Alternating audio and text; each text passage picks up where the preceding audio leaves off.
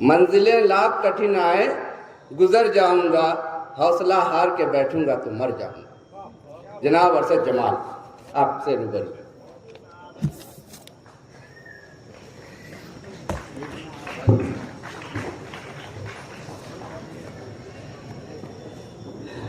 इतनी खूबसूरत महफिल के सदर ज़ी-वक़ार और ख़वातीन हज़रात अस्सलामु अलैकुम। तो एक शेर बिल्कुल शुरू पे पढ़ा गया था कि दुनिया में वही शख्स है ताज़ीम के काबिल जिस शख्स ने हालात का रुख मोड़ दिया। तो ये बात तो सही है और शेर मौजूद भी था बहुत।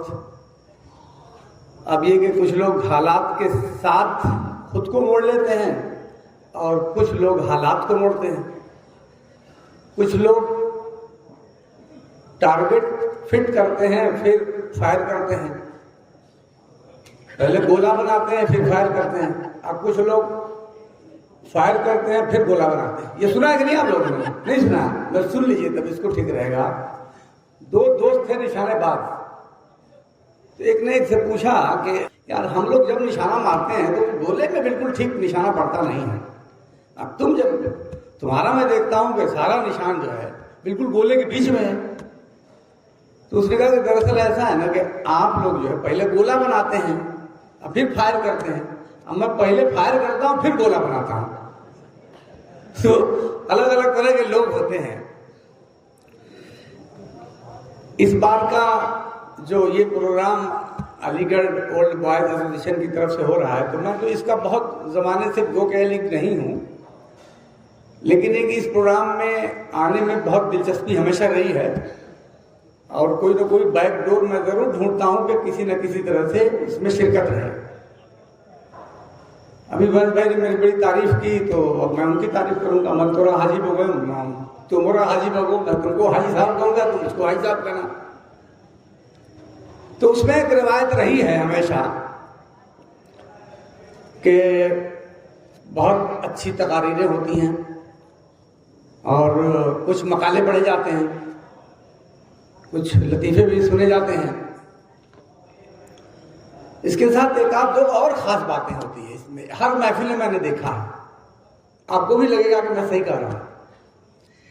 जैसे वैद भाई हमारे जो हैं बेशक बहुत अजीब इंसान हैं और मैं समझता हूँ कि समाजी खिदमत में मुकाबला अगर किया जाएगा तो शायद मऊ शहर में कम लोग उनके लेवल में आ पाएंगे।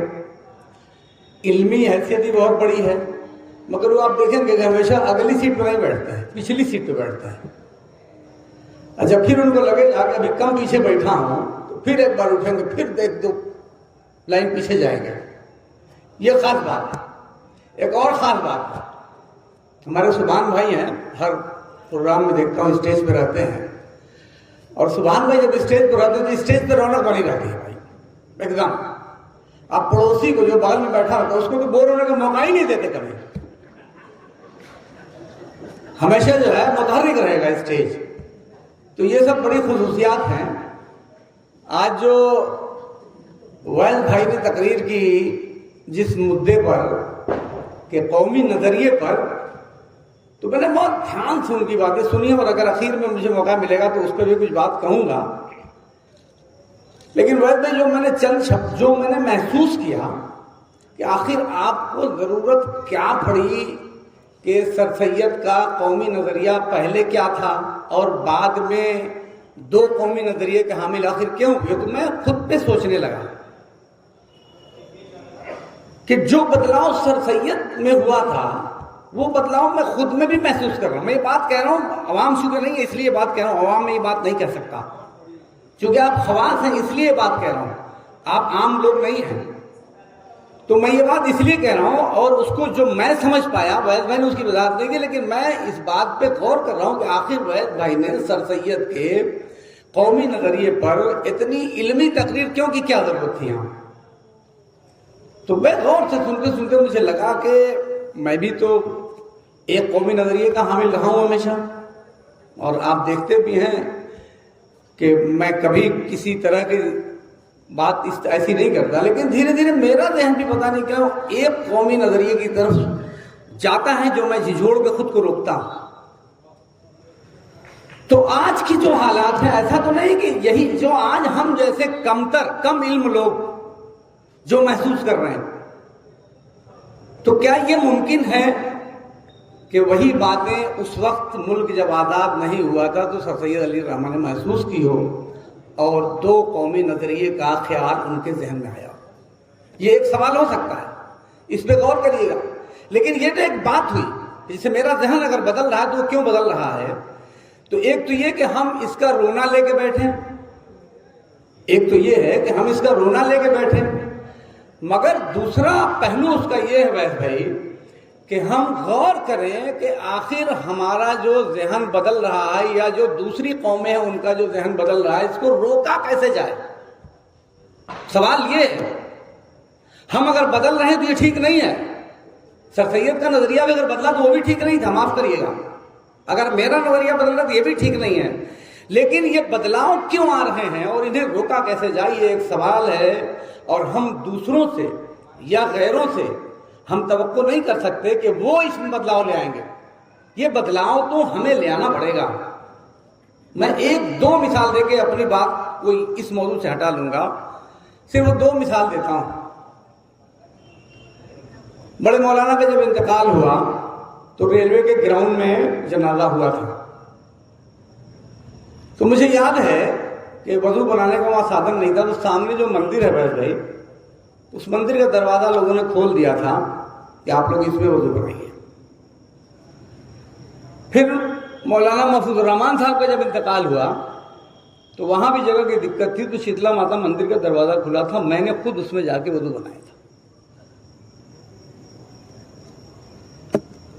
अभी हमारे ऊपर तमाम इल्जामात लगते हैं कि जो हमारे दीनी तालीमी इदारे हैं या जो हमारे तालीमी इदारे हैं उन पर तरह तरह के इल्जामात लगते हैं। तो एक तो तरीका ये है कि हम आंसू बहा के रह जाए, अफसोस जाहिर करके रह जाए। अब मुझे याद है कि जो मजहबी रसूमात होती हैं गैर मुस्लिमीन की, जो मजहबी जलसे होते हैं, जो मजहबी प्रोग्राम होता है, उसमें हम जैसे लोगों को अक्सर मदऊ किया जाता है। क्यों मदऊ किया जाता है ये मैं नहीं जानता, क्योंकि मैं साफ मना करता हूं भाई मैं क्या कर सकता हूं क्या नहीं कर सकता हूं। मेरे मजहब ने मेरी एक लिमिट बनाई हुई है, मैं उस लिमिट को कभी क्रॉस नहीं करता, मैं सीधा वहीं मना करता हूं। लेकिन जाता हूं तो मेरे मन में ख्याल आता है कि वो बुलाते हैं, मैं जाता हूं, शायद वो क्या दिखाना चाहते हैं कि हम क्या अच्छा कर रहे हैं क्या अच्छा नहीं कर रहे हैं। तो वो अगर मुझे बुला सकते हैं तो मैं उन्हें क्यों नहीं बुला सकता? मेरी बात तो गौर करिएगा जरा कि मैं कहना क्या चाह रहा हूं। हमारे ऊपर जो इल्जामात लग रहे हैं और जो दूरियां बढ़ रही हैं, उन दूरियों को, उस खलीज को खत्म करने के लिए हमें अपने रवैये में तब्दीली ले आनी पड़ेगी। भाई जिन चीजों को वो गलत समझ रहे वो गलत है ही नहीं, मगर उनसे दूरी है। हमने ऐसे मौके नहीं दिए कि वो हमारे दरमियान में आके हमारे दर्स व तदरीस, हमारे निसाब तालीम और हमारे जो मजहबी तरीक़ेकार हैं उन सबको वो करीब से जाने हमने कभी मौका ही नहीं दिया, माफ करिएगा। तो ये एक सवाल मैं छोड़ रहा हूं जिस पर गौर करना चाहिए सभी लोगों को, और गौर करने की जरूरत है। और आज भी मायूस होने की जरूरत नहीं है, कतई मायूस होने की जरूरत नहीं है।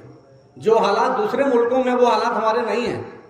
आपको कहीं ना वोट देने से महरूम किया गया, किसी भी सरकारी योजना से नहीं महरूम किया गया, कहीं भी आपकी काबिलियत अगर आप में है तो दुनिया कोई ताकत और इस मुल्क में भी कोई आपको रोक नहीं सकता। अगर आपके अंदर काबिलियत है, हौसला है, हिम्मत है, जद्दोजहद करने की काबिलियत है। ये हारे हुए लोग मायूसी की बात करते हैं, जो सत्ता में रहेगा। ये खेल दरअसल मजहबी नहीं है, ये खेल सियासी है। और चूंकि आपके खिलाफ खराब रवैया अपनाने से उनकी सियासी ताकत में इजाफा हो रहा है, इसलिए वो ऐसा कर रहे हैं। जैसे बहुत सारे ऐसी सियासी जमातें हैं जिसमें मुसलमान बड़े बड़े ओहदों पे हैं कि नहीं, आप बताइए। लेकिन कोई एक मुसलमानों की तंजीम बता दीजिए जिसमें हिंदू बड़े बड़े ओहदे पे हो तो बता दीजिए आप। कोई सियासी जमात हमारी बता दीजिए आप जिससे बड़े बड़े ओहदे पे वो भी हों।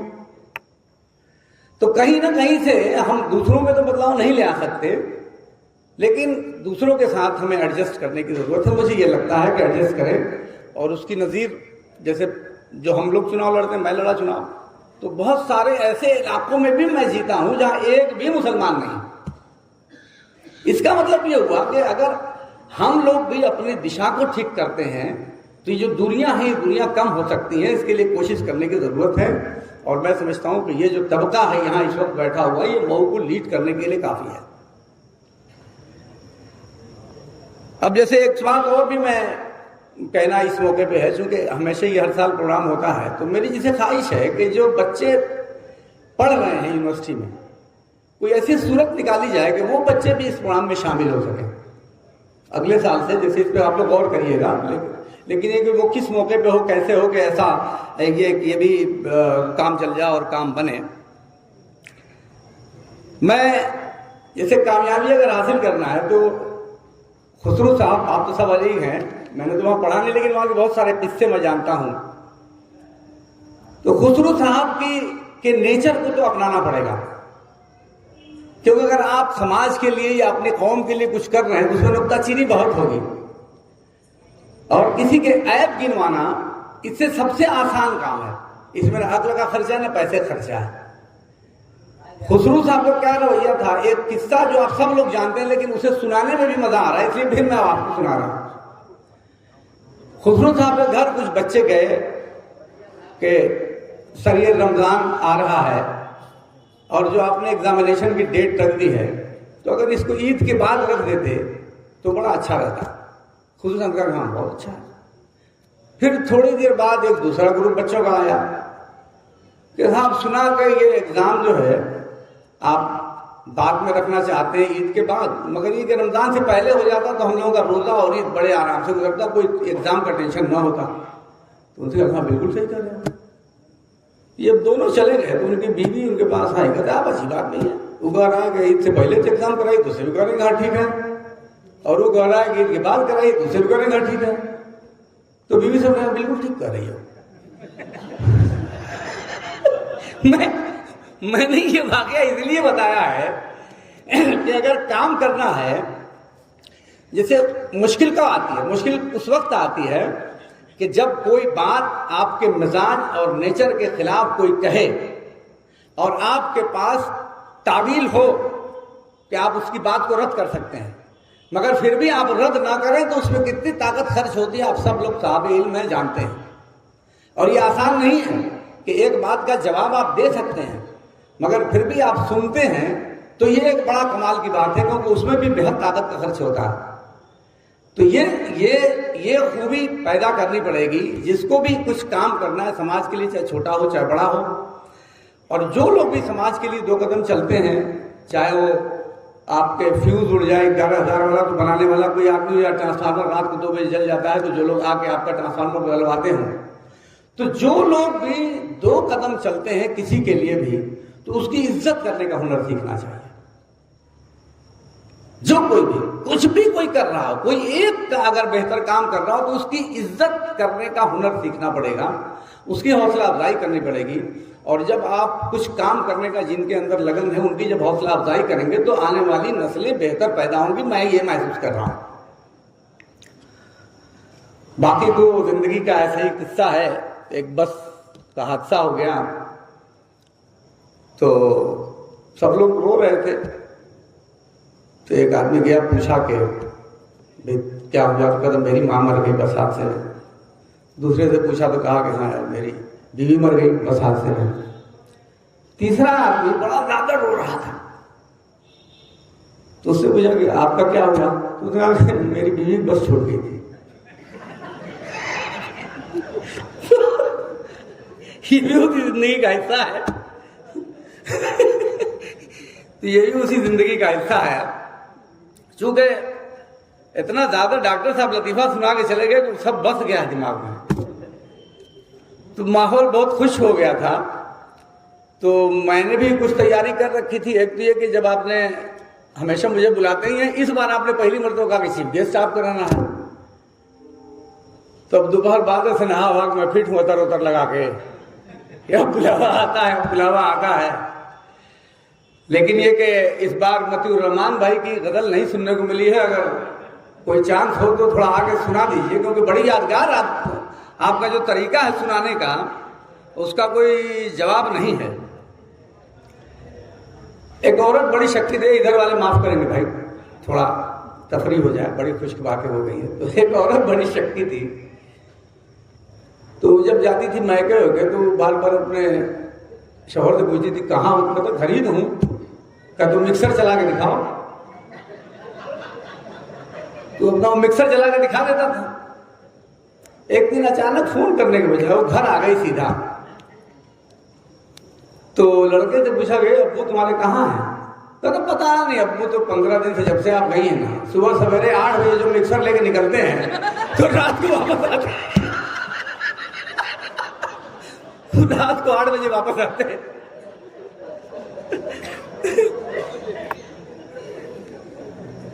तो यही सब है, जिंदगी का हिस्सा है। अभी डॉक्टर साहब बैठे हुए हैं, डॉक्टर नियाज साहब।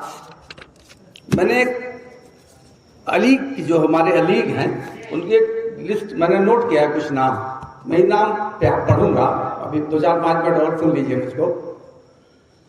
लेकिन ये कि इसका कोई पैमाना नहीं है जो नाम मैं पढ़ने वाला हूं। मैंने यूं ही एक सरसरी तरीके से जो नाम जहन में आया मैंने नोट किया है, क्योंकि इसलिए मैंने नाम नोट किया कि अक्सर लोग ये सुनने को मिलता है समाज में कि अलीगढ़ वालों ने क्या किया।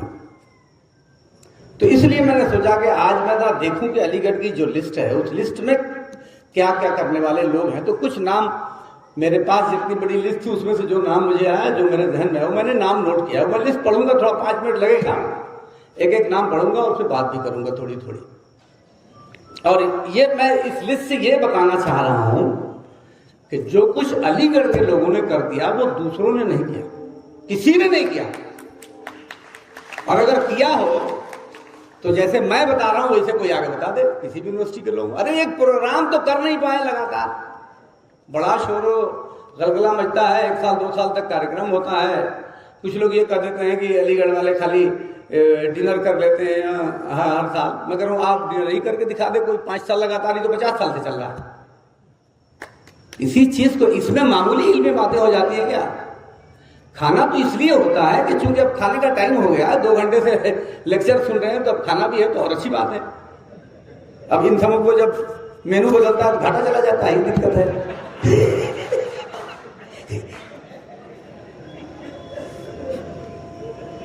तो मेरे पास जो लिस्ट है, जैसे अबू जफर का, इसमें तरतीब भी नहीं है, जैसे जैसे नाम नोट है जल्दी मैं नोट कर लिया। Abu Zafar chartered of accountant हैं, शिमला परिवार के, ठीक है। फिर उसके बाद नाम है गनी अहमद एडवोकेट का, एक बड़ा नाम है वकालत की दुनिया में, आप जानते हैं, बड़ा नाम है। मोहम्मद आमिर कंप्यूटर इंजीनियर हैं, ये चाँदपुरा के। डॉक्टर नियाज साहब हैं। मैं नहीं समझता कि इतनी अच्छी तशरीह, इसलिए नहीं कि मेरे चचा हैं मैं ये बात कह रहा हूं, बल्कि ये बात मैं यकीन से कह सकता हूं कि इतनी अच्छी तशखीस शायद ही किसी डॉक्टर की मुंह में हो। तो एक नाम ये भी है। मोहम्मद अजहर साहब डॉक्टर है, वो भी MBBS हैं। फिर उसके बाद है प्रिंसिपल मास्टर मजहर साहब, जो तालीमुद्दीन इंटर कॉलेज के प्रिंसिपल हैं। नजीर अहमद इंजीनियर साहब के नाम पे आपको हैरत होगी, लेकिन नजीर अहमद इंजीनियर साहब का नाम मैंने इसलिए लिया है कि उन्होंने अपने बच्चे को DM बना दिया। इसलिए देखिए, कोई अगर अलीग है, पढ़ के आया है, और अगर खुद बहुत कारहाय नुमाया नहीं अंजाम दे पाया, तो अगर अपने बेटे को ही किसी बड़े जगह पे पहुंचा दिया तो ये भी उसी बाप का कमाल माना जाएगा। डॉक्टर मुसर्रद हैं, छोटे पैमाने पे एक डिस्पेंसरी चलाती हैं और खवातीन के लिए बहुत मुनासिब कीमत में, जितने कम खर्च में मैंने देखा कि वो इलाज करती हैं, उतने कम खर्च में दूसरे किसी हॉस्पिटल में कोई और डॉक्टर के वहाँ डिलीवरी का मामला हो, चाहे जो भी मामला हो, नहीं होता। तो ये उनकी खूबी है। और मैं ये भी इत्तेफाक से मेरे घर की हैं, लेकिन ये बात भी मैं इसलिए नहीं कह रहा हूँ कि मेरे घर की हैं, लेकिन लोगों को ज़बानी जो कुछ मैंने सुना है कि बहुत मुखैर हैं, लोगों की बहुत मदद कर देती हैं। अगर किसी के पास पैसे कम हैं तो भी वो इलाज से माजूर नहीं होता, उसका पूरा इलाज करती हैं, ये उनकी खूबी है। सना मतलूब हैं, जो आजमगढ़ में एक अच्छी पोस्ट पे आ गई हैं। अरशद अलमास इनका नाम मैं इसलिए ले रहा हूँ, बहुत सारे लोग हैं, आप कहेंगे कि फला फला लोगों का नाम, बड़े बड़े ताजिर हैं, उनका नाम आपने नहीं लिया। तो अरशद अल्मास का नाम मैंने इसलिए लिया है कि मैं उन लोगों को ज़्यादा अहमियत देता हूँ जिन्होंने खुद ज़मीन से उठकर अपना मकाम बनाया। तो एक अलीग साथी अपना जिसने ज़मीन से उठकर अपनी पहचान बनाई और अपनी शिनाख्त बनाई, इसलिए मैंने अपनी लिस्ट में अरशद अल्मास का नाम लिखा है, क्योंकि मैंने खुद देखा है अरशद अल्मास के घर में करगा बुनते हुए मेरा बहुत आना जाना रहा है उस परिवार में। तो उस परिवार से आकर अरशद ने इतनी तरक्की की, लोगों की मदद कर रहे हैं। डॉक्टर अफजाल साहब हो गए, अबुल कलाम साहब हो गए छितनपुरा के, वो भी एमडी हैं। फिर अकबर कमाल फैजी साहब का भी नाम मैंने इस लिस्ट में इसलिए लिखा है कि वो अलीगढ़ में कोचिंग इंस्टीट्यूट में वो कोचिंग करते हैं और उनकी बेटी भी शायद डॉक्टरेट में उनका सिलेक्शन हुआ है, इसलिए उनका नाम भी मैंने लिखा है। वैस तरफदार साहब का नाम मेरी लिस्ट में है और ये तो बानी ही है इसके, वैद भाई हो गए चाहे सुभान भाई हो गए, ये लोग तो इस ऑर्गेनाइजेशन के बानी हैं ओल्ड बॉयज़ की। और वैद भाई की खिदमत चाहे समाजी ले लीजिए, चाहे कारोबारी ले लीजिए, चाहे मजहबी ले लीजिए, चाहे सियासतदानों की बैठक हो, चाहे ताजिरों की बैठक हो, चाहे उलमा इकराम की बैठक हो, किसी भी मीटिंग में वैस सरदार के बगैर काम नहीं चलता। ये एक फैक्ट है, मुसल्लमा सच्चाई है, उनके बिना काम नहीं चलता। तालीम के मामले में आपने जो जो काम किया, जितनी बेदारी पैदा की लोगों पे, वो आप जानते हैं। अब आपका ख्वाब है कि आपका CBSE स्कूल बनाना चाहते हैं, आप लोग दुआ करिए कि उनका ख्वाब पूरा हो। फिरोज दानियाल का भी एक नाम मैंने लिखा है। फिरोज दानियाल का नाम इसलिए मैंने लिखा है कि उनके कारोबारी हालात अच्छे नहीं थे। फिरोज ने खुद अपनी मेहनत और अपनी लगन से एक नया कारोबार शुरू किया मोबाइल का, और आज आपको जानकर हैरत होगी कि पूरे डिस्ट्रिक्ट में फिरोज दानियाल से ज़्यादा सेल करने वाला मोबाइल कोई दूसरी शॉप नहीं है पूरे ज़िले में। तालियां बजा दें। डॉक्टर नूरुद्दीन साहब की भी खिदमत बेपाया। डॉक्टर साहब की एक खूबी का मैं इसलिए कायल हूँ बहुत ज़्यादा कि कोई रात को 2 बजे भी अगर उनके वहाँ जाता है तो डॉक्टर साहब झोला मंत्रा लेके हमेशा निकल जाते थे। आजकल कमज़ोर हो गए मैं नहीं जानता, लेकिन हमेशा से ये रहा है कि रात को 2 बजे भी कोई गया तो झोला मंत्रा लेके निकल जाते थे उसकी खिदमत के लिए, इसलिए डॉक्टर साहब के नाम लिखा है मैंने। साजिद अनवर का भी नाम मैंने लिखा है, कैम्ब्रिज के जो मैनेजर हैं, और इसलिए साजिद का नाम लिखा है कि साजिद ने भी एक छोटी सी ज़मीन खरीद कर एक छोटा सा स्कूल बनाया और आज शायद 8वीं तक उसमें पढ़ाई हो रही है, दूसरे मुझे मालूम नहीं, लेकिन बहरहाल एक स्कूल बना के उस आदमी ने चला दिया। तो ऐसे लोगों की हौसला अफजाई के लिए, और ये मैं कमाल मानता हूँ अलीगढ़ियंस का, और इसलिए उस सूची में उनका नाम भी रखा है। हाजी शहाबुद्दीन इंजीनियर साहब हैं, सदर हैं आपके, और इनकी खिदमत तो कितनी हैं, और इतने अच्छे इंसान के शायद ढूंढे से नहीं मिले। हर बात में मुस्कुराते हैं। तो एक शेर मुझे याद आता है कि जब भी मिलते हो मुस्कुराते हो, इतनी खुशियाँ कहाँ से लाते हो। जब भी मिलते हो मुस्कुराते हो, इतनी खुशियाँ कहाँ से लाते हो। शमी मोहम्मद चंदन आज आए नहीं, उनके वहाँ शादी है, लेकिन उन्होंने भी बेहतरीन बड़े ताजिर हैं, नहायत ही खलीक इंसान है। और उसके बाद और भी लोग हैं, डॉक्टर फहमीना है वगैरह वगैरह। इशरत एडवोकेट साहब का भी देखिए नाम इसमें है, मैं भूल गया था। अपने शोबे में सेल्टेक्स के वकील हैं, और वकीलों के बारे में आम तरीके से लोगों की राय अच्छी नहीं होती है, लेकिन हाँ देखिए इश्तियाक एडवोकेट साहब का भी नाम इसमें नहीं है। वो भी बहुत ग्रेट इंसान इश्तियाक साहब भी, और बहुत ही सीनियर, आज की डेट में उतना सीनियर एडवोकेट कोई नहीं है। लेकिन इशरत भाई का नाम अगर कहीं भी आएगा तो जो वकीलों के बारे में जो नज़रिया लोगों का होता है, अगर इशरत भाई से एक मुलाकात कर लेगा तो मेरा दावा है कि उसका नज़रिया बदल जाएगा।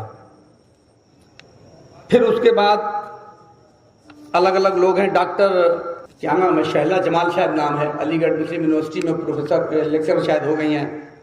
डॉक्टर वसीमुद्दीन जमाली साहब हैं, उनकी खूबी एक तो अच्छे डॉक्टर के साथ अच्छे शायर भी हैं वगैरह वगैरह। डॉक्टर शबाना जमाल का भी नाम मैंने इसमें लिखा है, और डॉक्टर शबाना का भी इसलिए नाम लिखा कि आप लोगों को याद होगा कि आलिया में आकर उन्होंने नौकरी शुरू की थी, और फिर बहुत ही छोटा सा एक हॉस्पिटल उन्होंने बनाया, और आज एक अच्छा हॉस्पिटल बना के अच्छा अस्पताल चल रहा है, जो सब लोग खिदमत कर रहे हैं। और मैंने जितने भी नाम लिखे हैं, तो जिसमें समाजी खिदमत नहीं है जिसकी, उसका नाम मैंने नहीं लिखा, चाहे वो किसी शोबे में काम कर रहा हो।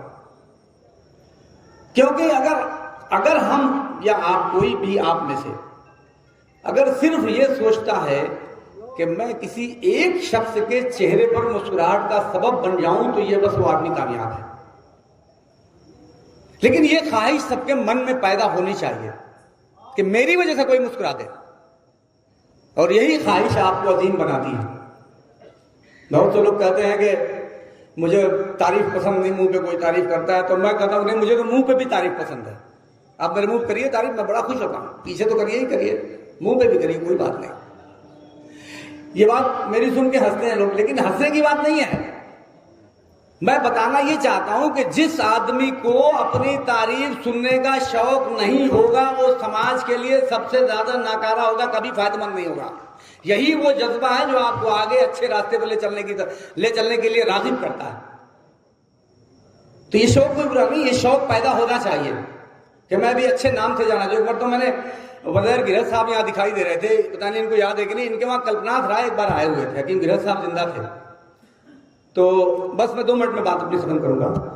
तो उनके वहां आए हुए थे, तो मैंने उनसे पूछा एक सवाल, कल्पनाथ राय थे, कि साहब ये क्या आखिर आपके पास क्या ऐसा है कि एक जुनून सा लगता है काम करने का आपको, ये मैं देखता हूं। तो थोड़ी देर वो खामोश रहे, फिर उसके बाद कहा कि देखो मियां, हर आदमी की ख्वाहिश होती है कि मैं अच्छे नाम से जाना चाहूं, और उससे भी ज्यादा ख्वाहिश इस बात की होती है कि जब मैं इस दुनिया में न रहूं तो भी अच्छे नाम से जाना चाहूं। तो मेरी यही ख्वाहिश है कि जब मैं इस दुनिया में न रहूं, इस दुनिया से चला जाऊं, तो भी मुझे अच्छे नाम से लोग याद करें। तो यही मेरी ख्वाहिश है और कोई ख्वाहिश नहीं है। आज देखिए कल्पनाथ राय नहीं है, जो लोग उनके रहने में जो उनको गालियां देते थे, आज वही उनके गुणगान करते हैं। तो काम तो जाता नहीं है, लेकिन काम की जिम्मेदारी ये नहीं कि सिर्फ चंद लोगों की, मास्टर अब्दुल्ला साहब की है या सालिम भाई की, सुभान भाई की है। जिम्मेदारी सबकी है। जिम्मेदारी छोटी या बड़ी नहीं होती, जो जिम्मेदारी हम उठा सकते हैं वही बड़ी है। मैं इन्हीं बातों के साथ अपनी बात को खत्म करता हूं। बहुत बहुत शुक्रिया।